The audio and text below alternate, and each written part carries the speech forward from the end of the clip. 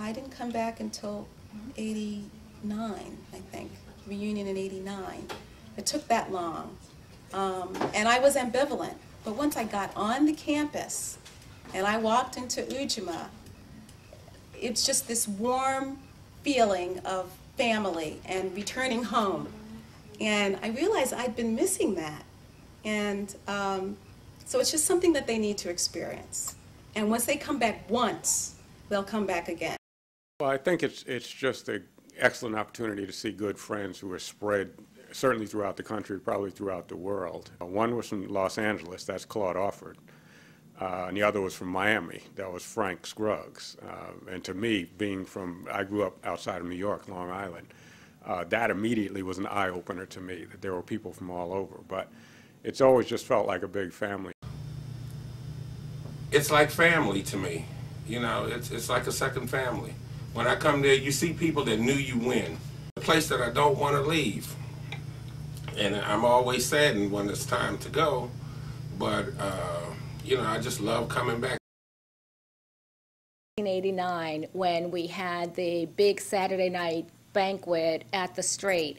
And that year, we started talking about how we needed more money and how we needed to coalesce. And we pulled together all our financial resources and pledged to give money to Cornell in our name to establish a scholarship. And I just remember the power in that room, the excitement, the enthusiasm, and the people who pledged. When we started having reunions on campus during the reunion weekend with Cornell, the eyes of a lot of different alumni, you know, right. The older classes realized, oh, they let black people into Cornell too, and look how many there are, you know. That's true.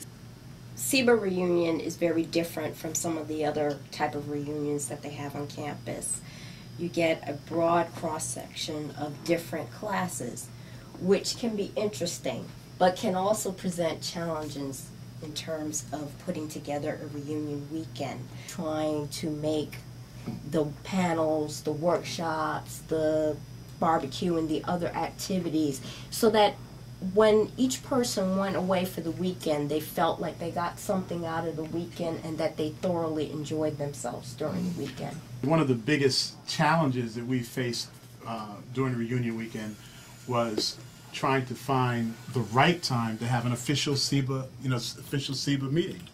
There's only so many hours in a SIBA weekend, but I must say I did work with Angela that reunion, and she did a hell of a job. The idea of coming together for our own sort of professional development and to give back for students like ourselves and to support the students and the institutions that we had left behind, those were the things that really galvanized the participation. I've been involved off and on in the planning of the reunions, the updates. It gives us a chance to get back together. I think also it's good for the people that are coming along now, the current students, to see this organization. We didn't really have that when we were coming along. Basically, we just sort of had to face the world on our own. And hopefully future generations of kids won't have to do that. The contribution that SIBA makes to the students, it is very, very encouraging. And it provides leadership, it provides mentorship. And I think without it, Cornell would not have been the same for most of the African American and African students. Yeah. That's why I never miss the SIBA reunions. I'm just so happy to see everybody, just to see how people have made progress, how people have had children, the children are grown now, and of course I love those parties at the Sweatbox Ujima.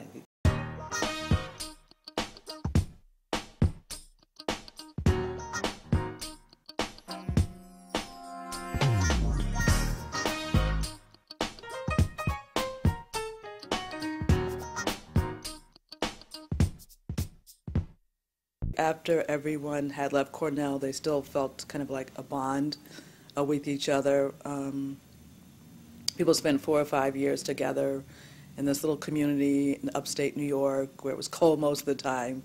And we really got to be very close to each other. I look forward to being surprised at who I'm going to see sometimes.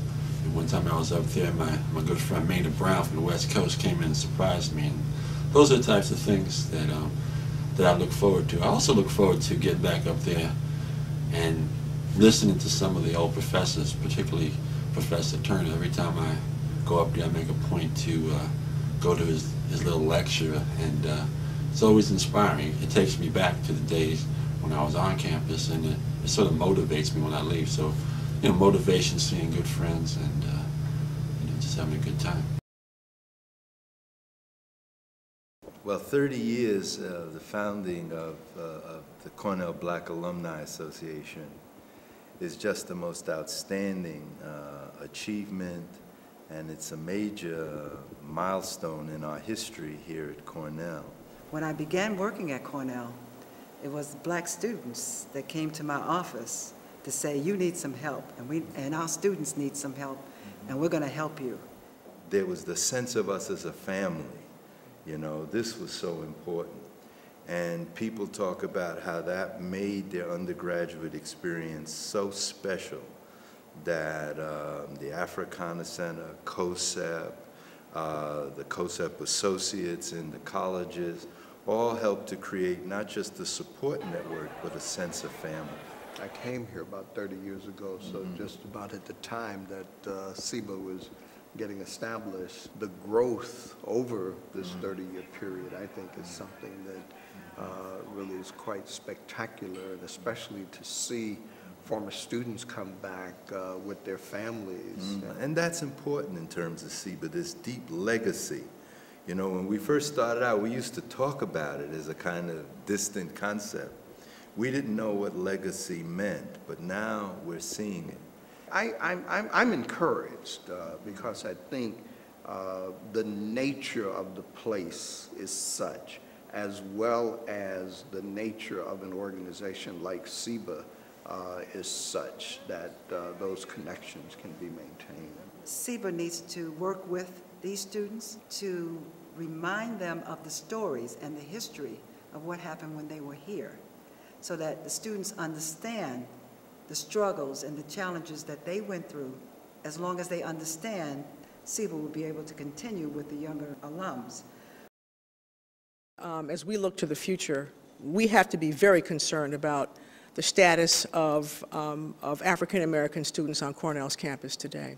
We have an opportunity with a new university president to make it clear that the university really needs to deliver on this so-called focus on increasing the number of African American students here. Our organization must always be one of advocacy and one of education. The game has changed, and so many of us are being fooled in thinking that there has been some significant change that would make an organization like this not as necessary. But it's more necessary in the new millennium than ever before.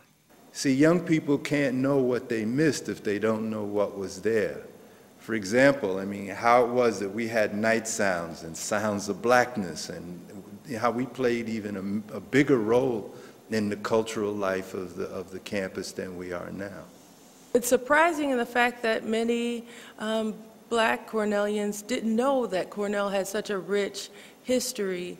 It's essential that SIBA continue to play a role in preserving African American history student history at Cornell. But I would say to the younger folks who are getting ready to move into leadership positions within SIBA, you need to keep in touch with the older folks. You know, we may seem like old fogies every now and then. We may have ideas that are a little different than you, but just use us for ideas and consult with us from time to time.